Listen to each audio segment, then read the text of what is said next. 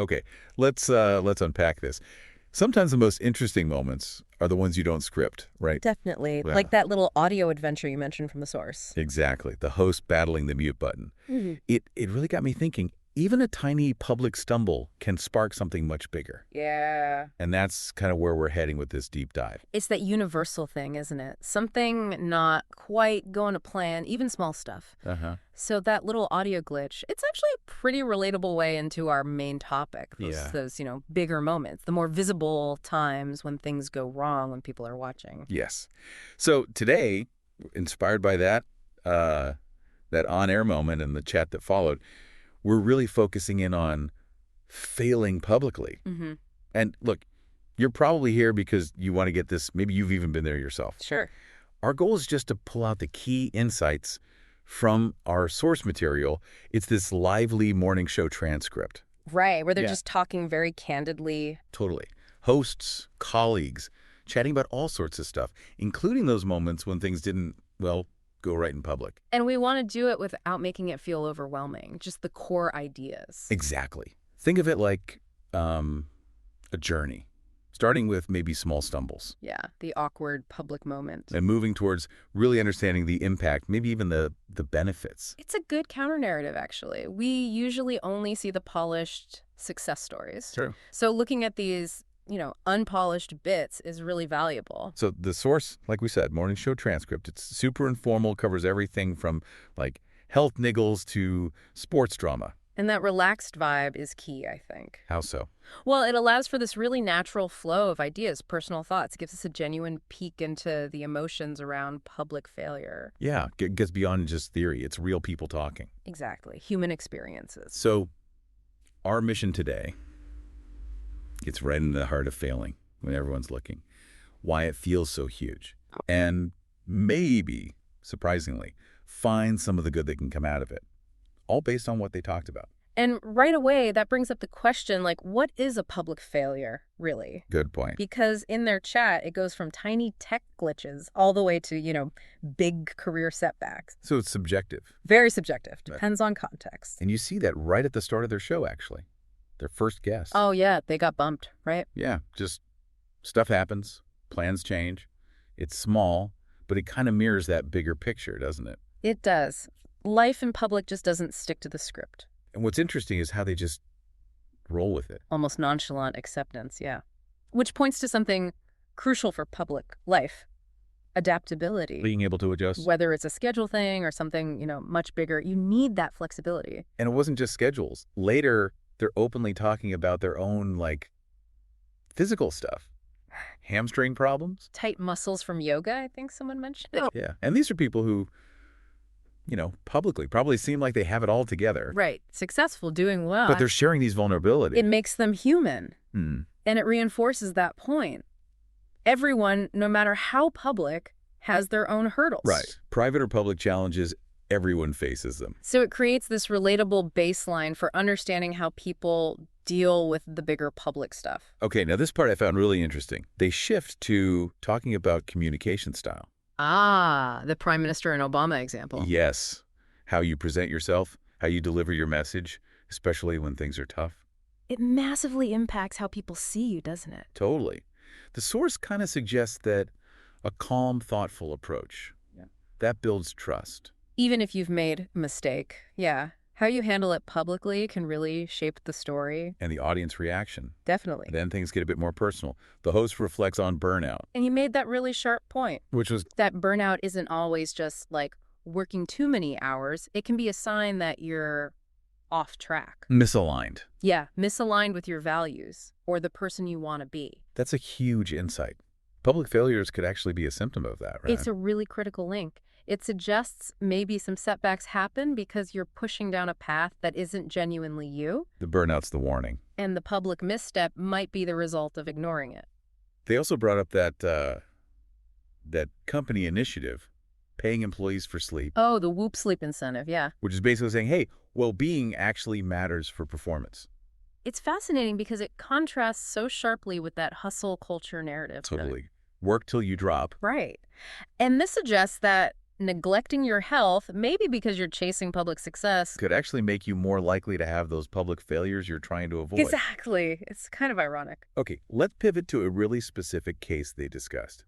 Shaquille Sanders, or Shar, they called him. Yeah. Yeah, Cher Sanders. Deion Sanders' son. Projected first-round NFL pick. Mm. Ends up going in the 5th. That's a big drop. And it's a great real-world example of how, like, a ton of different factors can shape things. Factors maybe you control and factors you definitely don't. So the potential reasons they kicked around for the drop. Deion's outspokenness. Yeah, and his desire to be really involved in his son's career. The idea being that NFL owners might not love that level of parental influence. It points to those complex power dynamics, in sports, in lots of high-stakes areas. How even family influence can affect things. Right. You're not just judged on your own stuff, but sometimes through your connections, too. And one of the co-hosts, Marty, he just says it straight. Yeah. This shows politics play a part in sports. Which acknowledges those, let's say, less visible forces at play. Things behind the scenes. Yeah, personalities, power struggles, maybe even biases that shape who's seen as a success or failure. They did bring up a counterpoint, though, comparing Deion Sanders to Archie Manning. Right, suggesting maybe different styles of parental support are viewed differently. Which adds another layer, doesn't it? How we perceive people through different lenses. Cultural lenses, personal biases, yeah. And then Marty brings up race. Says, I don't like to pull the black card, but I am black, man, so this shit is kind of obvious. Which is a really direct and, frankly, important perspective from the source. We have to acknowledge that. Definitely. It forces you to consider how systemic biases might play into these perceived setbacks, especially for people from marginalized groups. The playing field isn't always level. Not at all. But here's the twist, maybe. Despite him dropping in the draft. The reaction from Shaquille and his family was apparently amazing. Yeah, celebrating enthusiastically, really showing their character, their resilience. And that's such a powerful shift, isn't it? It reframes it. It's not about disappointment. It's about unity, strength, support. Right. How you respond to the setback can be just as defining as the setback itself. That's a key takeaway. So the whole Shaquille Sanders thing really drives home that idea. These public failures, like a lower draft pick. They don't have to define you. They don't dictate your worth or your whole future. Exactly. Public perception might be one thing initially, but what you do next, how you persevere, that writes the real story long term. Okay, so that leads perfectly into defining failure itself here. They debated, is going from first to fifth round mean you're a bum? Which they shot down pretty quick. Rightly so. Huh. Still an incredible achievement. And it just hammers home how subjective failure is. What looks like a disaster to one person. It's still amazing to another. The words we use really matter. They shape how we see it, how we interpret it. And they hit on a huge psychological point. Yeah. People are often more scared of the judgment after failing publicly than the failure itself. It's the fear of what everyone will think. That's what stops us. That perceived social cost feels bigger than the actual practical consequence sometimes. Makes sense. We're social creatures. We want to belong, be accepted. So failing out loud feels really exposing. Social comparison theory, right? We're always measuring ourselves against others. But then they pivot hard to this much more empowering idea. Which is? Embracing failure. Seeing it as like totally essential for growth. Yeah, you can't get to elite levels without it. It's just part of the deal. Setbacks are inevitable if you're pushing yourself. Failure gives you that crucial feedback, shows you where to improve, builds resilience. You have to step outside the comfort zone. They brought up Michael Jordan. Ah, the classic example. Most game-winning shots and most game-losing shots. Perfect illustration. High achievement and frequent failure often go hand in hand. If you dare greatly, you'll stumble sometimes. The key is learning from the losses, right? And keeping that drive. And then the host got personal. Shared his own public business failures. The captive interactive legacy space. Yeah.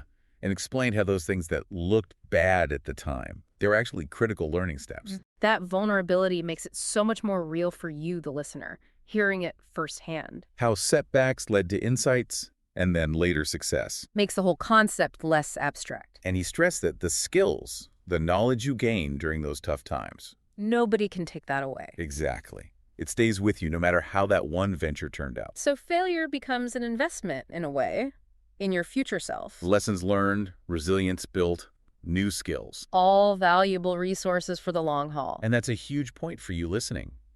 Maybe those public failures you've had or fear having. They might actually be necessary steps, guiding you towards where you're meant to go. It's about shifting perspective. Consciously seeing setbacks not as dead ends, but as detours. Detours that make you stronger and smarter. So the wrap-up really pushed this idea of actively reframing failure, seeing it as a roadmap, But that takes effort, right? A deliberate change in mindset. and maybe ignoring some noise. Yeah, tuning out negative opinions from people who don't get the process, who haven't been there. It really comes down to mindset.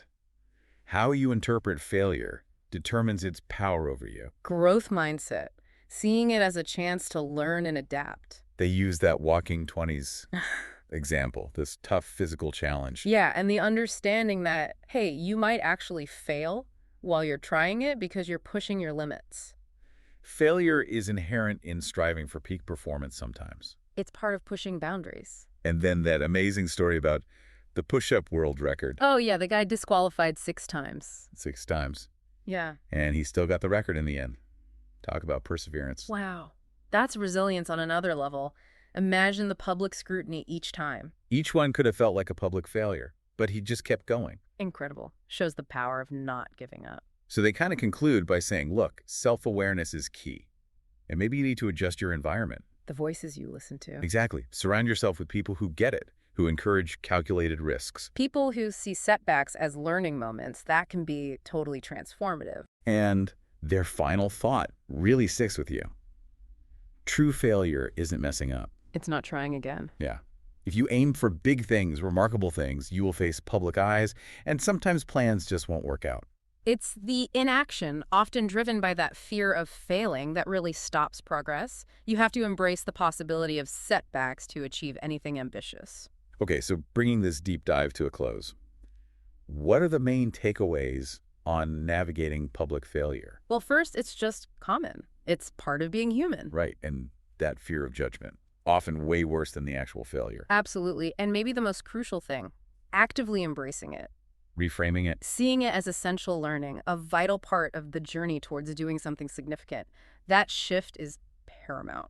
So maybe take a second now, just reflect on your own feelings about public failure. Have you held back because you were worried about what people might think? Maybe it's time to look back at some past bumps in the road differently. Not as defeats, but as essential lessons, stuff you needed to learn.